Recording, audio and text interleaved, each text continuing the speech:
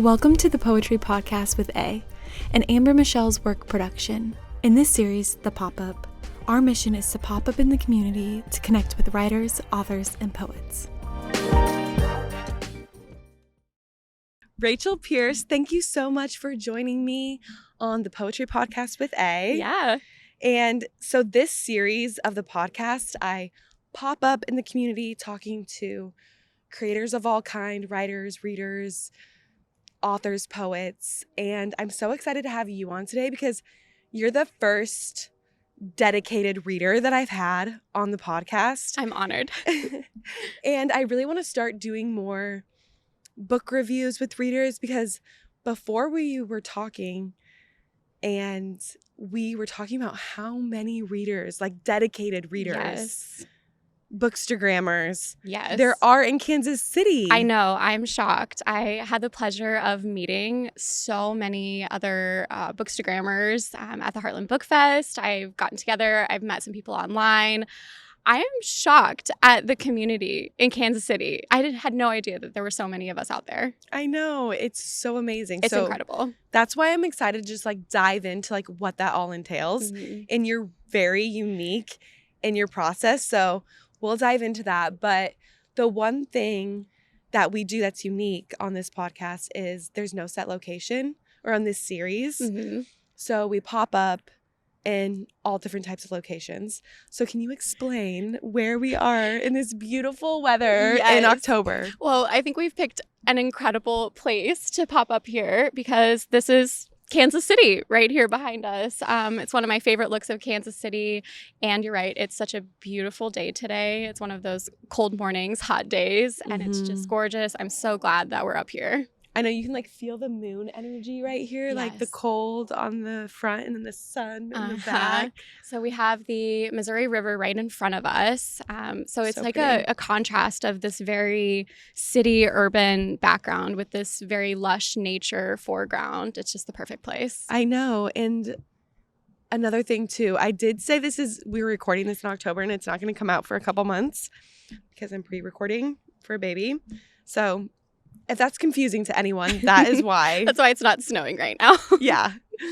But okay, so is this a type of space that you would like to go read in, or kind of tell me what your life looks like when you're like, okay, peak time to read, where am I at? Oh, definitely. I love coming specifically up here to read a glass of wine or a cup of tea. This is a very common place to see other readers as well. I have a balcony in my apartment that I love to read at. I think just the outdoor air does something for me to get me cozy and comfortable and in the zone. I don't care if it's a little cold or if it's a little hot. I'm still probably going to be outside. Okay, what about the winter? The winter. There's something so charming about winter reading for me. And of course, it's not going to be outside, but inside with a cozy blanket, a cat on your lap, little fireplace going, hot chocolate made by your boyfriend. I mean, what can go wrong in winter? It's always better when it's made by the boo. Exactly. When you're reading, you're like nose deep in a chapter and hot chocolate just appears in front of you like magic.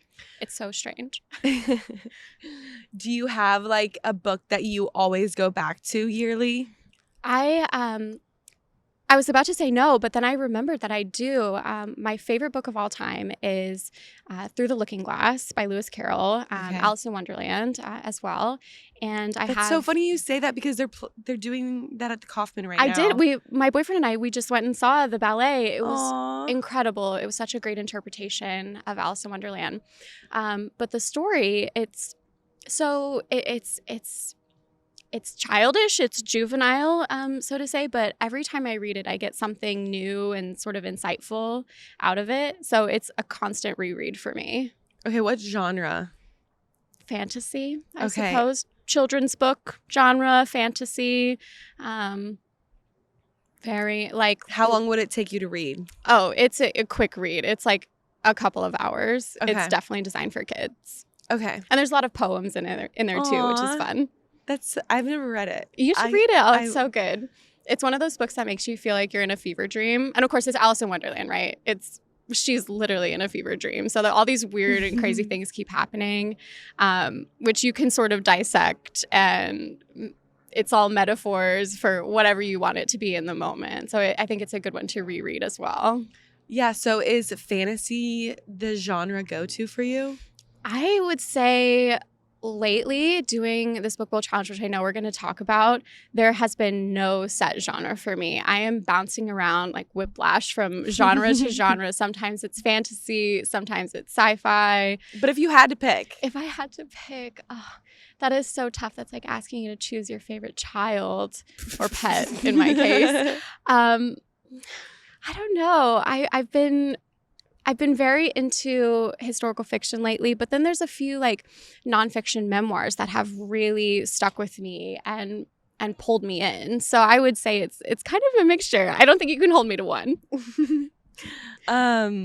Okay, so you did say historical fiction though. Mm-hmm. So let's just take that. I know that's not like your for sure word or like your for sure favorite, but has there been a historical fiction that really surprised you this year? Yes, I would say several, but the one that comes to mind is for the challenge I read Hamnet by Maggie O'Farrell, and it's a historical fiction, very true to the name too. She writes from this idea she had of who Shakespeare's wife was and who Shakespeare's son was. And we know very little about them actually in history, but the author has just taken this idea that Shakespeare's wife was this really witchy woodland woman and she's just very interesting and she has like a pet falcon and all this really weird, interesting things about her and crafts this personality. It was so surprising and I loved it. I loved every second of that book. Yeah. Okay, that's so good to know. Yeah, I would highly recommend it. Okay, cool. It almost sounds like it has like a little fantasy vibe to it. It does. You kind of wonder, who is this woman? And then she's been sort of tamed by Shakespeare in this life and then having children. But she's always got that little element of there's something, I don't know, fantasy about her. Yeah. Okay, that's cool. So that makes sense of why it would be the most like surprising to you because it had this like hint of fantasy. If you read the little blurb about this book, about it being about Shakespeare's wife and children, I don't think your mind would naturally go there. So when I started reading, and the author also has this very poetic writing style, which really plays well into the story, it was shocking and surprising and delightful in all the best ways. Okay, on the list.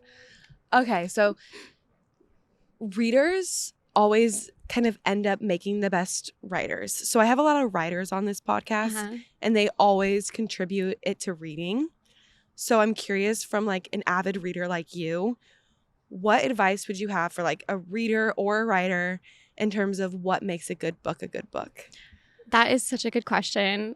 First of all, I think I agree with you. I think to be a good writer, you need to be an avid reader. And I think it comes down to getting yourself in that audience mindset, that reader mindset. What do you want your reader to take from this? What do you want your reader to feel? And I think we all have that moment when we're reading a book and something happens and you just feel it in your soul, in your stomach. You feel it. You cry or you laugh. Or I feel like you have to have that experience as a reader in order to capture that as a writer. Yeah. Does that make sense? It does. And so find that book for you. And it's different for everyone, right? Find that moment for you. And if that moment captures you as a reader and you can, I don't want to say imitate, but pull that as inspiration as a writer, I think that you've got them. Yeah. Okay. I really love that. So did you read as a child? I was a big reader. Definitely my friends and family knew me as someone who always had their nose in a book. Yeah. And I carried a book around with me everywhere. So it's definitely something that's sort of always been a part of my identity. Yeah.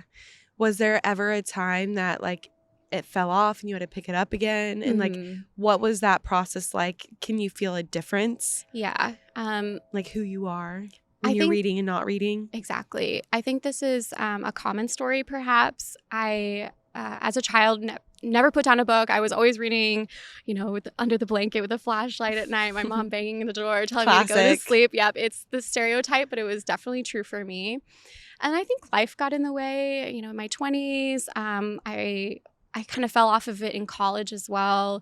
There were a few classes I took to keep me up on my reading, but there's a big difference between classroom reading and reading for pleasure, I feel too, which is a whole nother topic. But then after college and starting my first job and getting in and out of relationships and then going to grad school, it just sort of fell to the back burner. And I always had this idea that I was still a reader because it's still a core part of my identity, but I found myself reading less and less each year. And it got to the point where I had stepped back and realized, oh my gosh, I only read one book this year, or I didn't read anything this year. And I realized, oh gosh, I need to get back on this. I need to prioritize this for my life. And that was sort of the birth of the Book Bowl Challenge for me. Okay, this is a perfect segue then. It is. It really is. So I was thinking to myself, wow, I really want to get back into reading. Like, this is a core part of who I am.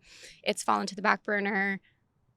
Let's just do it. You have to just decide. Life doesn't get any less busy, but you have to just decide what's important to you and what you want to spend your time on. So I'm like, okay, this is it. I'm getting back into reading. My foot is down. We're doing this.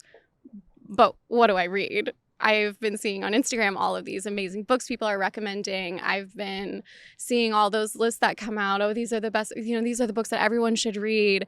And I'm like, okay, but what do I read? Should I start with one of the classics? Should I pick up where I left off? Should I go very academic? Should I read what everyone's recommending? I don't even know what genres I like anymore. So this idea sort of blossomed for me. I'm like, well, in the event you ever can't choose something, let fate choose it for you, right? So I decided to do this very random selection process. And it actually started with just a spreadsheet because if you know me at work, I'm a spreadsheet person. And I was, well, that's not very fun. A spreadsheet with a random number generator, who wants to do that? So I decided to make the Book Bowl, which is a bunch of little miniature versions of all these books. And these are the actual covers for the books. And then I reach in and I pull one out. And so cute. Fate decides. Do you write? Okay, I'm not even gonna look to see what is on this. But explain the back. So the backs, it has a little blank 5 stars on there. So after I finish reading it, I can sort of fill in what my personal rating for this book was, and then a little space for me to fill in the date. Cute. The idea being I have so many to get through that I'm sure I want some way to keep track of where I've come and how So far what do I've you gotten. do with it once you have read it and you will mark it? I will show you this later. I have this amazing shelf that one of my friends made for me. It fits these mini books perfectly, just like a miniature bookshelf. And it's adorable. You can line them up. You can see the spines. I have like the spines on there. So lined up, it just looks like a bookshelf, but small. Oh my gosh. What a good friend and I know. such a good gift. She's incredibly talented. I can't wait to show you what it looks like. Okay, so when you had this idea of being like, okay, I want to read again, how did this idea of like the Book Bowl Challenge come to you? Like, do you remember where you were at? Because for people that don't know, this Book Bowl Challenge kind of has became a trend on social media, but you are the originator. Book Bowl Challenge chica, girly. So how did this idea really form? Yeah. Well, I appreciate you saying that, first of all. I love seeing when other people kind of take it and run with it. And by the way, the idea I feel is not new to do like a random thing. I've seen people like wrap up their bookshelf before and like pull a number. So there's definitely different iterations of this sort of concept and everyone sort of takes it their own way. But for me, I just loved the visual of these books. I'm a very visual person. I loved seeing the tiny little books. I think they're so cute. It was a fun little cathartic craft for me to also do. The reason that I went the mini book direction, though, is really because I'm a library and Kindle reader first and foremost. And so I've been seeing all over social media these people with big wall-to-wall bookshelves, and I thought, oh, that's so gorgeous, that's so fun. I wish I had a home library, but I live in a tiny downtown apartment, Totally. so that was not feasible for me. But how can I still have that visual, the trophy, if you will, of this book that I Oh, finished? And I thought, yeah. well, if you're in a small apartment, you just make everything smaller, right? So the mini books fit in perfectly. I have the little miniature bookshelf. I have all my trophies of all the books that I want to read, all the books that would be in my fantasy life-size library if I had the space for it. Are you more of a physical book or Kindle? Like if you had to prefer? It's a mixture. I love Kindle for traveling, and I do a lot of traveling, like quick weekend trips. Mm-hmm. My parents don't live in this country, so I go back and forth to my parents a lot. And so traveling with a Kindle, you can just load it up and you don't have to take your Not suitcase heavy. full of 100 books, right? But there is something nice and tangible about a physical book too. So with the library being so close, it's just right behind us in that sea of buildings. I do mix in doing physical books as well. How often do you think you're reading off the Kindle versus the book? It's got to be half and half. Like Okay. it's probably an even Do you ever split. mix in audiobooks? I do. How often is that then? This is a newer thing for me. I was never an audiobook person, but then I don't know, a lot of my followers were like, oh, I really recommend this audiobook in particular. And I didn't realize that sometimes the authors actually read the books themselves. I think that's Yeah. amazing. It adds like a magical touch to the book. Mm-hmm. I read Daisy Jones and the Six, if you're familiar. Yes, love. Amazing book. And that book is told from like 6 different point of views. The audiobook has like 6 different actors doing the part. So it's like a full casted audiobook production. It's very different from like the audiobooks, the books on tapes of old that like my mom would do, which is just stuck in my head. So audiobooks is a new thing for me that I'm dabbling in. And that was one you listened to, was the Daisy and the Six? I started it on physical, and then my followers like bullied me. They're like, you have to do the audiobooks. I'm like, okay, I'll finish it on audiobook. So I did. Okay, speaking of your audience and your followers, you've cultivated such a beautiful community that you. really support your reading. They do. And it's so cool to see. It really is. Of just like how many people out there that support reading and support you. So what do you think it is about this challenge? Because you post your challenge, you post your book reviews. What do you think it is that you're doing that is captivating such a large audience? I wish I knew the magic ingredient that it's so random. Instagram can be so random, right? Yeah, tell us like how it happened. Like this, like when did your audience find you? Tell us that story. It's come in waves, and this was unexpected. I had this idea to do this for me, and the idea to create the content about it was purely journalistic, almost like a private diary of the books I've been reading. I was trying to get into this headspace where I didn't forget details about books, and I really took the time to talk about the books I'm reading and rate them for myself. So I think it came from this place of no one's going to see this but me and like my mom and, you know, maybe a few aunties. That was the headspace that I was in when I created this account. And I just wanted to be as authentic to myself as possible. I didn't want to copy anything that I had seen before. I wanted it to just be me, my account, my books, my journey.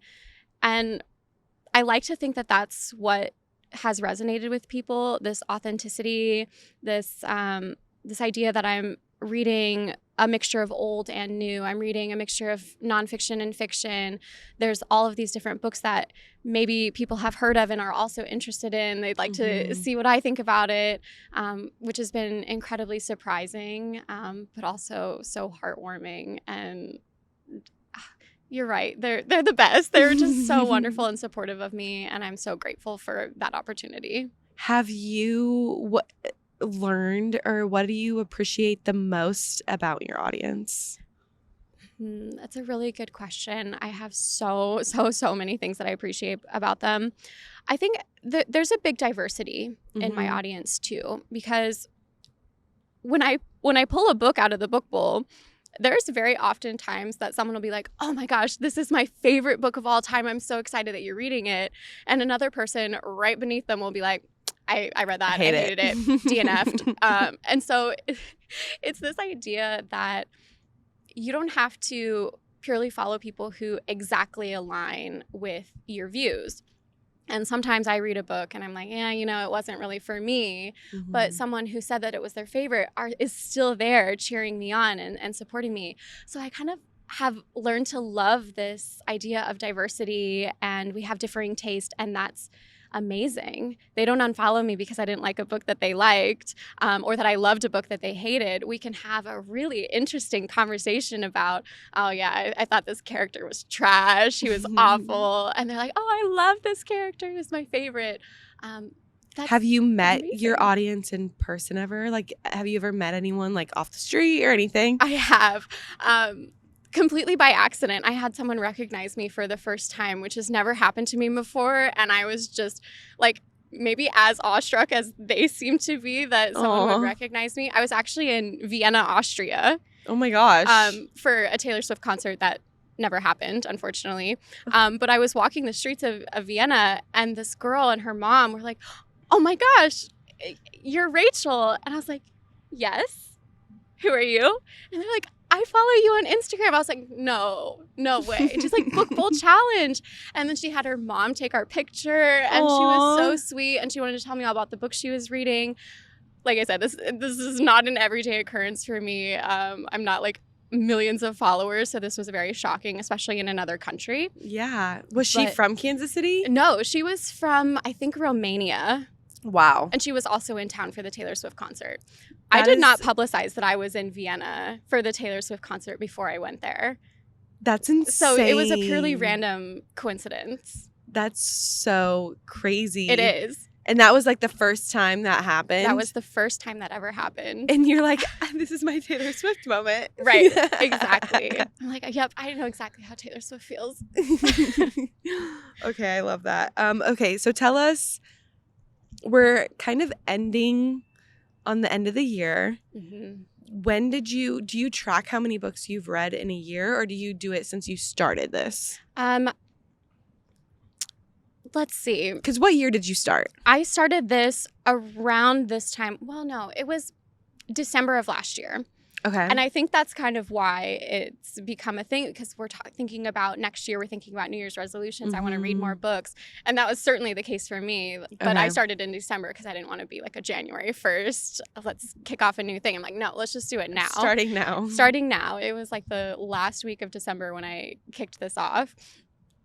So I don't have like a set number of books that I target. I kind of have like an internal idea of I'd love to be at about a book a week pace. However, I've been trying to be a little bit more intentional about if I need more time, or if I want to close a book and not immediately start a new one. I want to just close it and sit with that book for a little bit, take some time to write the review, be very intentional. I don't want to just be like open, shut, shut, just over and over again, because I think I would lose some of that magic, and I would lose some of the impressions that these books make on me. Yeah. So a little bit of both. There's an idea that of a pace that I'd like to be at. You almost get into skimming then. Yeah. And not really taking that in. So I get that. I don't want the goal to be the motivator. Yeah. I want the idea to be the motivator. Oh, I love that, because it's not about how fast you read. Exactly. It's just everyone's different. Mm-hmm. So where do you think that leads you? Or do you not even know? I know because I sort of number the books that I've done. Mm-hmm. And at the time that we're talking today, I've read 32 books, which is slightly behind the book a week pace. I don't think we're like a book a week. Yeah. I think we're still in the 30s. I'd have to look. I always have to Google it, what week of the year it is. Is it, how many would it be if you read a book a week? 52. 52, that's what I thought. Mm-hmm. Okay. So. But that's pretty good. That's at least multiple books a month. And it's much better than I was doing before I started this challenge. Totally. At like one book I read that whole year before I started the challenge. Have you felt a difference in yourself? And what is that difference from like that year where you're like, holy shit, I only read one book, to now when you're reading? Like, Are you Yeah. reading faster or like? I think there's a ton of differences that I've felt, and there's a lot of different dimensions to it. From like a surface level reading perspective, oh yeah, I feel like I'm a lot more intentional with the books I'm reading. I feel like I'm absorbing information differently. But outside of just the surface level, I notice that I'm just more intentional in life in general. I'm also much happier doing a hobby that I've set aside. There's this sort of very cheesy sense of fulfillment that I'm doing something I enjoy and I'm romanticizing my life. I'm coming up on this beautiful rooftop to read a book with a glass of wine. I mean, how much better does it get? Yeah. And so I'm choosing to do these things that bring me joy, and that in itself has made a big difference on my life. I always hear that, like, I just don't have enough time. Mm-hmm. So what are your thoughts around that? Like, I don't have enough time to read. What are your thoughts around that in terms of like, did you have to cut things out in your life Yeah. to make space for this? And if so, what were those things? It's definitely something you have to choose. It's a priority. For anyone who says they don't have enough time, my first thought is, yeah, I get it. Life can suck. Life can life. It just does. Like, I have a full-time job on top of reading and on top of also making content. Which is a whole other dimension to this.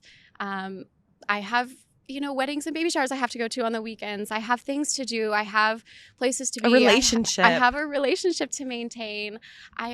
Life does get in the way. In the way, I say, because, I mean, these are the things you can't control. Life is a distraction in terms of like, if your life is fully based on reading, like life is a distraction. Right. And life is life in all its good and all its bad. Yeah. But what you choose to fill it with is a choice, I think. And so for me, when I was thinking about prioritizing reading, I don't know if it was a cut and dry, okay, I'm going to do less of this so I can do more of this.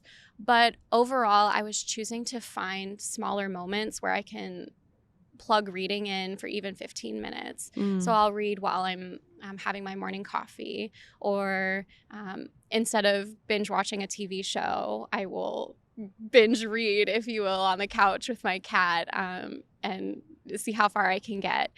And I think when you think about it as not something that needs to be done, like a TV show, you watch it and it ends. But with reading, it's always like this perpetual thing, right? Even if the book is over, reading is still always there. You choose to read the next book, or you choose to think about your next book, or you're making content about the book you just read.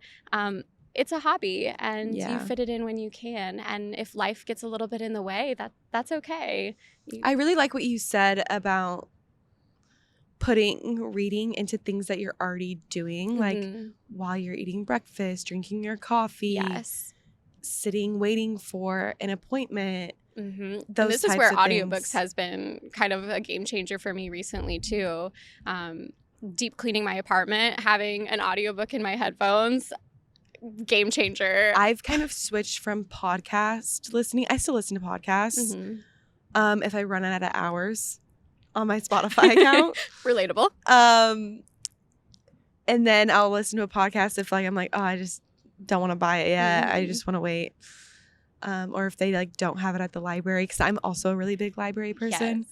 That's when I go to a podcast. But I'm the same way, like walking my dog, all those things. Yeah. I feel like audiobooks might be a good gateway drug for people to get into more reading. I think they are. Yeah. But some people have like a bad stigma against audio books. Yeah, there's some people out there that I've read that some people don't consider audiobooks to be reading, and I disagree. This is actually a very recent a thing I've learned. I just read Great Expectations by Charles Dickens. Yeah, and he's like one of the great classic writers, right? And I learned that people would pay other people to read his stories to them if they were illiterate or busy or whatnot. Little 1800s families sitting around and then reading the stories. This is audiobooks, right? Yeah. Having someone come and read a book to you so that you can digest the story. It's 100% reading in my mind. Yeah, I mean, they do it at the library for kids, like story time. This was your earliest reading. If your mom and dad read a book to you at bedtime, that was your earliest introduction to reading. And why not read audiobooks? Yeah, no, that's such a good point. I love that. Yeah. Okay, so you talked a little bit about this of like your audience won't shame you if you DNF a book. Yeah. How do you go about talking or reviewing a book that you don't love? It's so tough. This is a challenging thing that I've had to learn.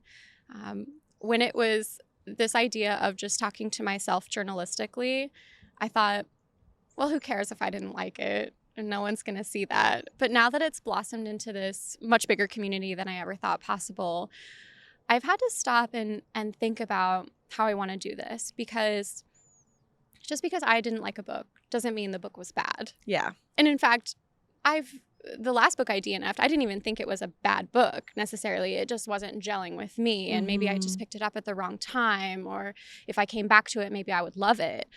There's a lot of different reasons that I might not finish a book, or I might leave with a more negative impression of a book than someone else might. And so I'm trying to find a way to communicate that, because I don't want to disparage an author. I don't want to discourage people from picking up a book that I hated.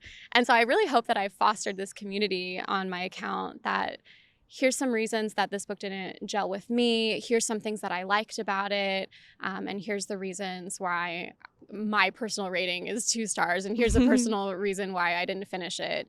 So I think just being very open, very honest, very authentic, while still communicating what was in my mind and heart, hopefully that resonates and comes through. And then people can make their own decisions about the book. I'm not trying to, for lack of a better word, influence people to read this or not read this. I'm just sharing my experience. I'm trying to share my life with people and not change anyone's mind. Yeah. I think that's a fair thing and also to say, and not like hurting the author's ratings and stuff like that. Isn't it more fun to talk about a book with someone that you disagree on? Because then you can kind of I argue about it a little love bit. a little battle. Yeah. No, it's so fun. It is. It's a lot of fun to talk about a book that you didn't like. I just started a book club too. Mm-hmm. Well, not too. Well, you told me off camera that you have a book club. Yes. With which some I love. people that you live with. And the last one that I was at, there was 2 women that had different opinions on a situation that happened about the book that was kind of about a man and a woman, and the man not sticking up for the woman. And it was so fun to see the back and forth. I'm like, yes. And then like who backed down first. Yes. Like, it was so funny to me. It's so and fun. Interesting conversation. It really makes for, and even as a spectator watching those 2 people, I'm sure you start to get in your mind like, oh, I didn't see it that way. Or I totally agree with this person, but maybe not 100%, or like, that's a little harsh. You start to question your own and firm up your own Have you ever thoughts. read The Poet X? Mm-mm. It's such a good book. I'll tell you more about it. I've talked so much on this podcast about it. That's why I'm like, I don't even need to get into it. But it was so interesting because I usually do my own book review without any influence, just like my own opinion on a book. But then if we're reading it in the book club, my opinion will change on the book because of influence. Yeah. And like hearing other people's thoughts. You're like, yeah, that's a really good point. Yes. I didn't see it that way. And I'm sure your audience probably does that to you at times. Absolutely. I've definitely had a lot of back and forth with people. I'm like, oh yeah, this character didn't exactly hit for me. And then someone will be like, oh, well, they were my favorite because of this and this. And I found hidden motivation here. And I'm like, oh my gosh, you're right. Yes. I wish I could redo this video. But it's so fun to have those conversations. I agree. Yeah. Okay, so with the Book Bowl Challenge, you've kind of maybe alluded to this already, but what would you say your biggest takeaway has been doing this whole challenge? Because you've been doing it for a year. Mm-hmm. It's been about a year. I would say the biggest personal takeaway for me has been this idea of commitment to myself. This doing something discipline. I love. it is a little bit of discipline. I have the bowl to keep me accountable to always come back to it. Even if I need a little time between books, it's always there. I always come back to it. Outside of myself personally, I think the biggest takeaway has been the community that I've found, where we can argue about books or we can talk about books, or I love when people say, oh, they're going to read a book along with me, or they've saved a book at the library because I talked about it, even if it was one that I hated. That's just been so rewarding for me and has made such an impact that there is this community of people who want to talk about books and enjoy talking about books and see the value of adding books into your life. Yeah, that is such a good takeaway. So going into 2025, are you going to be continuing this? Absolutely. Yeah. I mean, you're like, maybe Okay. for a couple years. So doing some math here, there's about 500 books in here, Okay. less the ones that I've already read. And if I do a book a week, that's only about 50 books that I read. That's a decade of the Book Bowl Challenge. Now, you're like, again, life can life. I don't know. Am I going to finish this in a decade?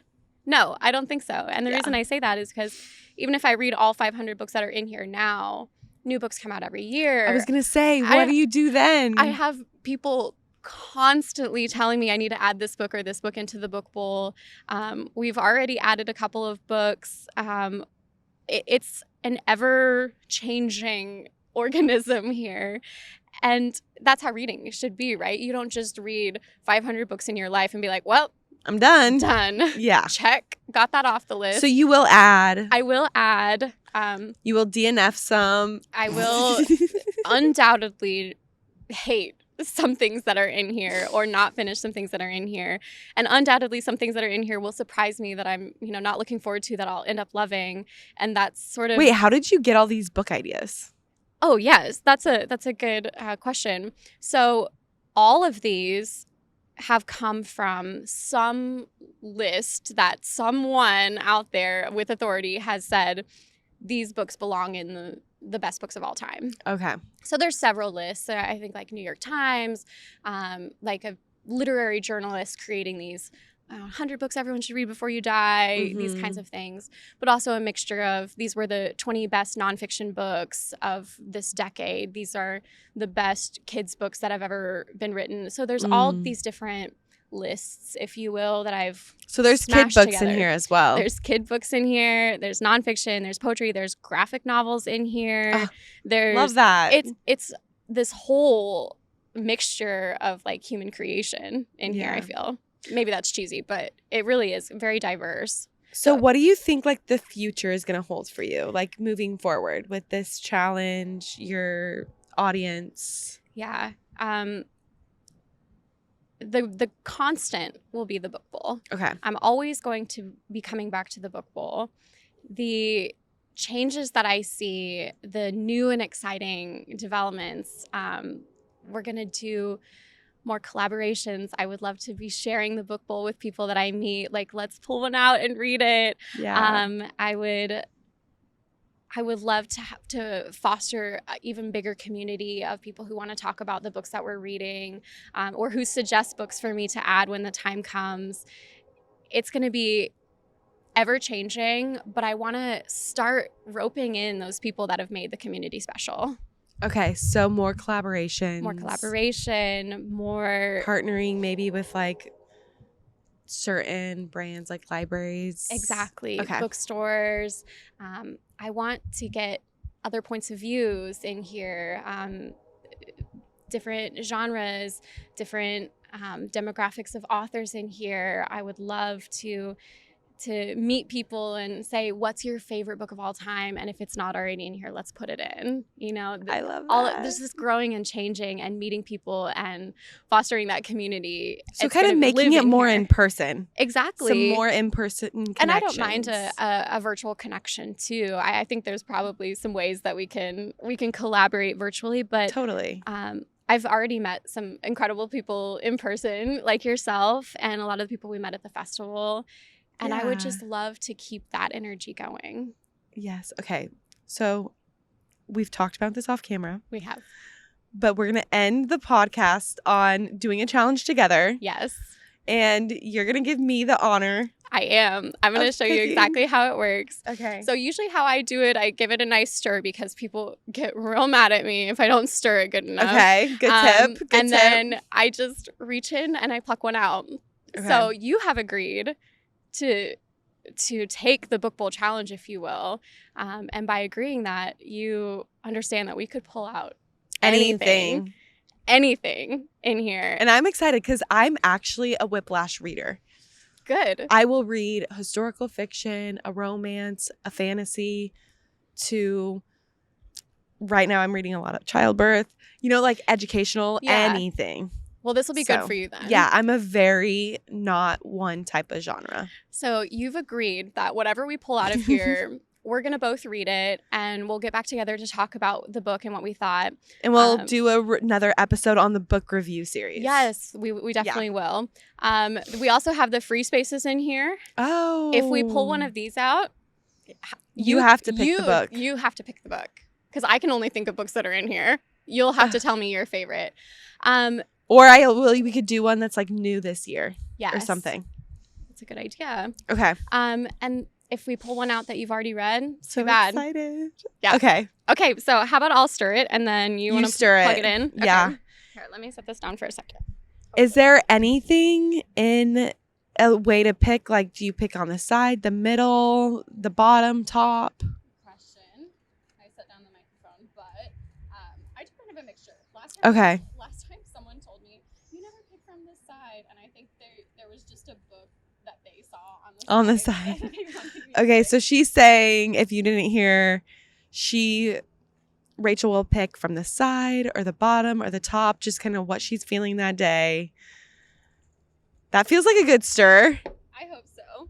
Okay. All right, I hope that was good stir. I'm closing my eyes. I kind of want to close my eyes too. I have no idea what you're going to pick. I always get nervous right about now when I'm on camera because there's no do-overs. I'm picking one. I picked right from the center. Okay. What do we have? Oh my gosh, it's so tiny. I know. My eyes, something husband. Okay. Oh, sometimes I'll go to the spine if I don't know. Oh, I should have done that. This one is The Beauty of the Husband by Anne Carson. Okay. I don't know what this book is. You don't know anything about it? That's something that people ask me, like if I pull one out and I say, I don't know anything about this.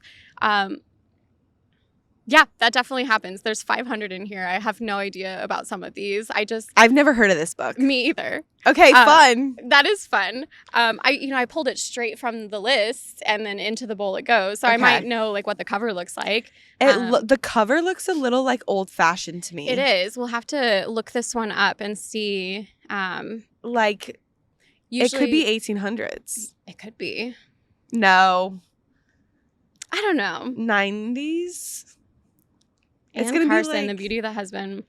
We'll see. Yeah, I usually look up like the year, how many pages it is. I don't usually read the description. I have in the past. I haven't in the past. I don't know. I go back and forth. Sometimes I like to just crack open a book and go in blind as if I pulled it off a library shelf. Yeah. Yeah. So, okay. Super fun. The Beauty of the Husband. That's where we're going to end today. Thank you so much. Yeah, thank you. And definitely tune back in on a book review episode so you can hear us talking about the beauty of the husband. The Beauty of the Husband. Yes. I'm interested to hear your thoughts on this because you're married and you have a husband. Yes. And you'll have to let me know if your views and Anne's views on the husband.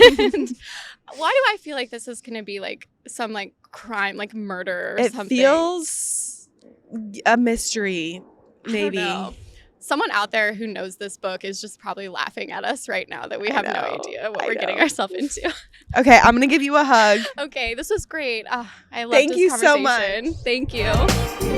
Thank you for tuning in to this week's episode. Leave me a review on your favorite listening channel, Spotify, Apple, or YouTube. I'd love to hear from you. Always with love, A.